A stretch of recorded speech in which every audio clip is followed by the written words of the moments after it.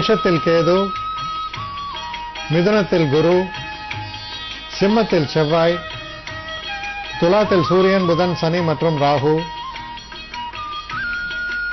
விருச்சிகத்தில் சுக்கிரன், மீனத்தில் சந்திரன். நாளைக்கு ரொம்ப ரொம்ப ஒரு சிறப்பான தினம். அதாவது ஒவ்வொரு பௌர்ணமியுமே இறைவனுக்குரிய ஒரு தினமாகத்தான் போற்றப்படும். பௌர்ணமியில் அம்பாளை வேண்டினாலும் விசேஷம், சிவனை வேண்டினாலும் விசேஷம், நாராயணனை வேண்டினாலும் விசேஷம். பௌர்ணமிக்கு அப்படி ஒரு சிறப்பான தன்மை. அந்த பௌர்ணமி தினம் என்பதற்கு எந்தவித தோஷமும் இல்லை, எந்த நல்ல காரியமும் செய்யறதுக்கு மிக மிக உகந்த தினம். இந்த அன்னாபிஷேகம் என்பது இந்த பௌர்ணமியில் நடைபெறுகிறது. அன்னாபிஷேகம் அப்படின்னா அந்த அரிசியை விளைவித்த அரிசியை உங்களுக்கு அதை பொங்கி சாதமாக்கி அந்த சாதத்தை காப்பாக சிவனுக்கு அணிவித்து அதுக்கப்புறம் நல்ல பழங்களை எல்லாம் வைத்து, அதான் அரிசி பழங்கள் எல்லாத்தையும் சிவனுக்கு அழகா அலங்காரம் பண்ணி அர்ப்பணித்து நன்றிகளை தெரிவித்துக் கொள்ளக்கூடிய ஒரு தினம். இது ரொம்ப விசேஷம். இதை போய் பார்க்கும் பொழுது கண்ணுக்கும் ரொம்ப குளிர்ச்சியாகவும் சந்தோஷமாகவும் இருக்கும். இறைவனுக்கு நன்றி அறிதலை நாம் தெரிவிக்கிறோம். நமக்கு அன்னத்தால் ஏற்படக்கூடிய தோஷங்கள் அனைத்தும் விலகும், பசிப்பிணி அகலும். ரொம்ப ஒரு பெரிய ஒரு புண்ணியமான ஒரு தினம். அவசியம் நீங்க தரிசனம் செய்யணும் சிவனை. அவ்வளவு ஒரு மனசாந்தியும் சந்தோஷத்தையும் தோஷங்களையும் போக்கக்கூடிய ஒரு அற்புதமான தினம். அந்த பிரசாதத்தையும் வாங்கி உண்பது நல்ல ஆரோக்கியத்தை தரும்,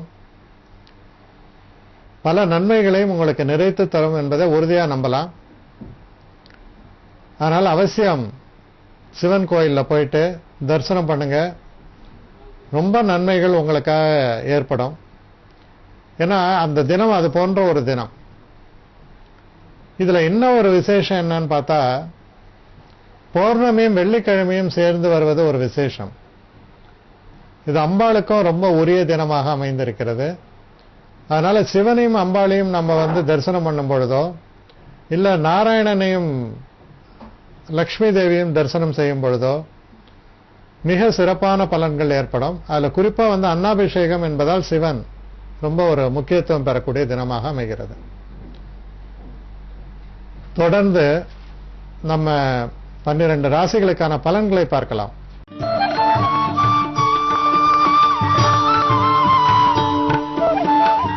மேஷராசி நேயர்களை பொறுத்த வரைக்கும் கடந்த 2 தினங்களாகவே கொஞ்சம் கொஞ்சம் பிரச்சனைகள் நான் சொல்லிட்டு வரேன். அதே போன்ற பிரச்சனைகள் தொடர்ந்து இருக்கிறது. குறிப்பா நமக்கு வேண்டாதவங்க, இவங்க மூலமா சில பிரச்சனைகள், சில தடைகள், காரிய தாமதங்கள் இதெல்லாம் ஏற்படுவதற்கான வாய்ப்புகள் உண்டு. கொஞ்சம் வயசானவங்க, உடம்பு முடியாம இருக்கிறவங்க ரொம்ப எச்சரிக்கையா இருக்கணும். என்ன காரணம் அப்படின்னு பாத்தீங்கன்னா, திடீர்னு அந்த உடல் நலம் இன்னும் கொஞ்சம் மோசமாறுது. அதனால சில பிரச்சனைகள் ஏற்படுவது, வீண் விரயம், வீண் அலைச்சல் இதையெல்லாம் கொண்ட ஒரு தினமாக இருப்பதால் ஒவ்வொரு விஷயத்திலையும் நீங்க ரொம்ப ஒரு எச்சரிக்கையாக உங்கள் செயல்பாடுகளை வைத்துக் கொள்ள வேண்டியது அவசியம். புதிய முயற்சிகளை தவிர்க்கலாம், அது நல்லது.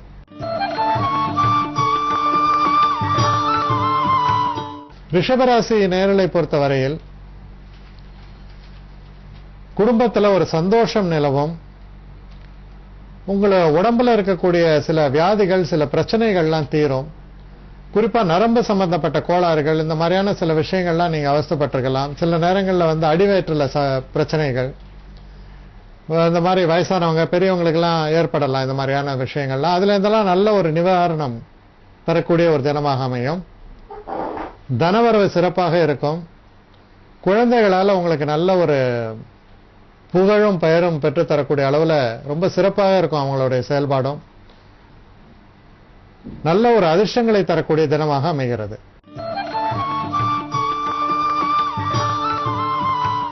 மிதுன ராசி நேயர்களை பொறுத்த வரைக்கும் ரொம்ப ஒரு நல்ல தினம். நிறைய சிறப்புகள் உண்டு. குழந்தைகளால நல்ல அனுகூலங்கள் ஏற்படும். தொழில் சம்பந்தப்பட்ட விஷயங்கள்ல நல்ல முன்னேற்றங்களை தரக்கூடிய தினமாக அமைகிறது. அதனால நல்ல ஒரு அற்புதமான தினம். மனசாந்தியை தரும், புதிய எண்ணங்களை தோற்றுவிக்கும். வீட்டில் சுப நிகழ்ச்சிகள் எதுவும் நடப்பதற்கான ஒரு சாத்தியக்கூறுகளையும் தென்படுவதால் முன்னேற்றமான தினமாக கொள்ளலாம்.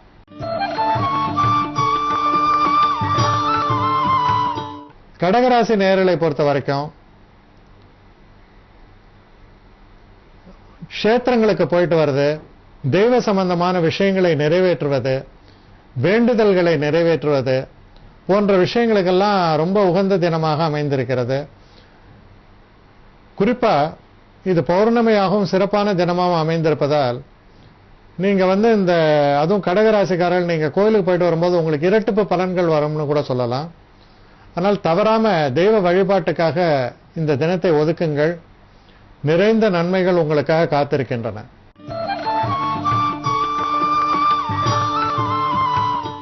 சிம்மராசி நேயர்களை பொறுத்தவரையில் சந்திராஷ்டம தினமாக இருந்தாலும் அற்புதமான தினம்.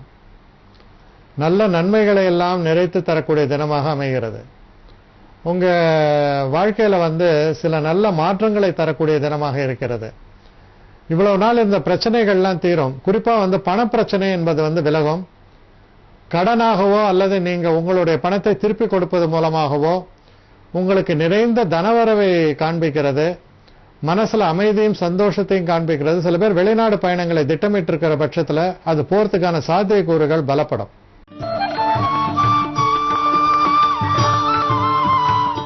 கன்னிராசி நேயர்களை பொறுத்த வரைக்கும் உங்க குடும்பத்துல ஒரு சந்தோஷம் நிலவும். கணவன் மனைவிக்குள்ள இருக்கக்கூடிய ஒற்றுமைகள் சிறப்பாக இருக்கும். சில நேரங்களில் தொலைபேசி மூலமாகவோ இதோ உங்க தனிப்பட்ட வாழ்க்கையில திருமணத்தை நீங்கள் எதிர்நோக்கி இருக்கும் பட்சத்தில் அதுக்கான நல்ல செய்திகள் சேரும். காதல் போன்ற விஷயங்கள்ல வெற்றி வாய்ப்புகள் ஏற்படும். சில புதிய விஷயங்களை நீங்க எதிர்நோக்கி இருக்கும் பொழுது ஒரு நல்ல செய்திகள் உங்களுக்கு அதற்காக சம்பந்தப்பட்ட நல்ல செய்திகள் உங்களுக்கு சேரும். அதனால உற்சாகத்தையும் தன்னம்பிக்கையும் தரக்கூடிய நல்ல தினமாக அமைகிறது.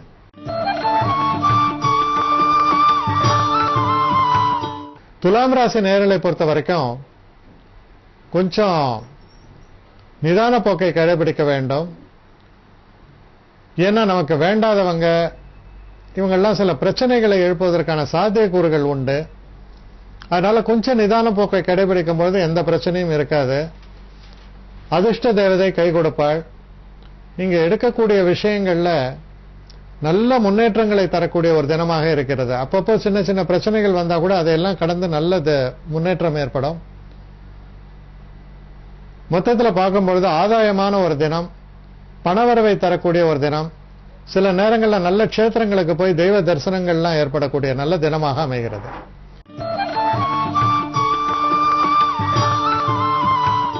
விருச்சிக ராசி நேயர்களை பொறுத்தவரையில் மனசுல ஒரு நிம்மதி இருக்கும். நம்ம பிடிச்ச பீட போச்சு, நம்முடைய பிரச்சனைகள் தீர்ந்தது என்ற ஒரு நம்பிக்கையும் சந்தோஷமும் நிலவக்கூடிய ஒரு தினமாக இருக்கிறது. உங்களுடைய குழந்தைகளுக்கு நல்ல செய்திகள் சேரும். அவங்களுடைய விஷயமா நீங்க பண்ணக்கூடிய காரியங்களுக்கெல்லாம் நல்ல ஒரு பதில் கிடைக்கும்.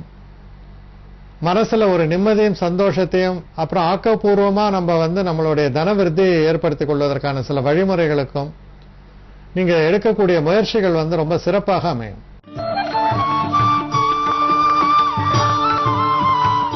தனுசு ராசி நேயர்களை பொறுத்த வரைக்கும் திருமணம் போன்ற விஷயங்கள்ல நீங்க ஈடுபட்டிருக்கும் பொழுது கொஞ்சம் எச்சரிக்கையாக இருக்க வேண்டும். சில நேரங்களில் சில அவசர முடிவுகளை எடுக்கும் பொழுது முழுமையாக புரிந்து கொள்ளாமல் இந்த முடிவை எடுத்து விட்டோமே என்று நீங்க வருத்தப்படுவீங்க. சில நேரங்களில் சில சட்டுன்னு ஒரு செகண்ட்ல எனக்கு இந்த கல்யாணத்துக்கு சம்மதம்னு சொல்லிடுவீங்க. அதுக்கப்புறம் செகண்ட் தாட் வரும், என்ன நான் பாட்டுக்கு சம்மதம் சொல்லிட்டேனே, எனக்கு வேண்டாமே. அப்ப நிறைய ஒரு எம்பராஸ்மெண்ட் எல்லாம் ஏற்படும். அதனால அந்த விஷயங்கள்ல கொஞ்சம் நிதானமாக செயல்பாடுகளை வைத்துக் கொள்ளுங்கள். அதே போல காதல் போன்ற விஷயங்கள்ல கொஞ்சம் நிதானமான செயல்பாடுகளை வைத்துக் கொள்ள வேண்டியது அவசியம்.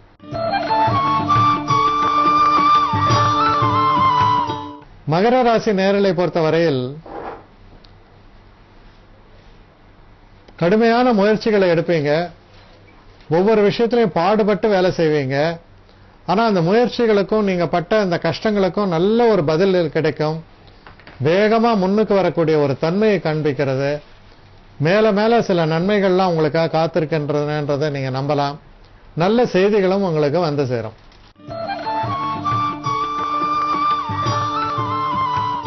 கும்பராசி நேயர்களை பொறுத்தவரையில் எதிர்பார்த்து கொண்டிருந்த தனவரவு வந்து சேரும். உடல் ஆரோக்கியம் சிறப்பாக இருக்கும். குழந்தைகளால நல்ல ஒரு முன்னேற்றம், காதல் போன்ற விஷயங்கள்ல வந்து வெற்றி வாய்ப்புகள் ஏற்படுவது, மொத்தத்தில் நம்ம எடுக்கக்கூடிய காரியங்கள் எல்லாத்திலுமே நமக்கு அனுகூலமான ஒரு பலன்களை தரக்கூடிய தினமாகவும், நம்ம தைரியத்தின் தன்னம்பிக்கையை ஊக்குவிக்கக்கூடிய ஒரு தினமாகவும் சிறப்பாக அமைந்திருக்கிறது.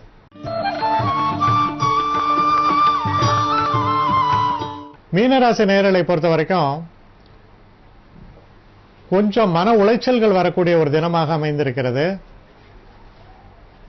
முக்கியமா நீங்க வேலை பார்க்குற இடத்துல உங்களுடைய தோழர்கள் இல்ல உங்க தாய் வழி சொந்தங்கள் மூலமாகலாம் சில பிரச்சனைகள், சில நமக்கு பிடிக்காத சில எரிச்சல் ஊற்ற சம்பவங்கள்னு சொல்லலாம். அது மாதிரி எல்லாம் நடப்பதற்கான ஒரு சாத்தியக்கூறுகள் இருக்கு. பொறுமை நிதானத்தோடு இருக்க வேண்டியது அவசியம்.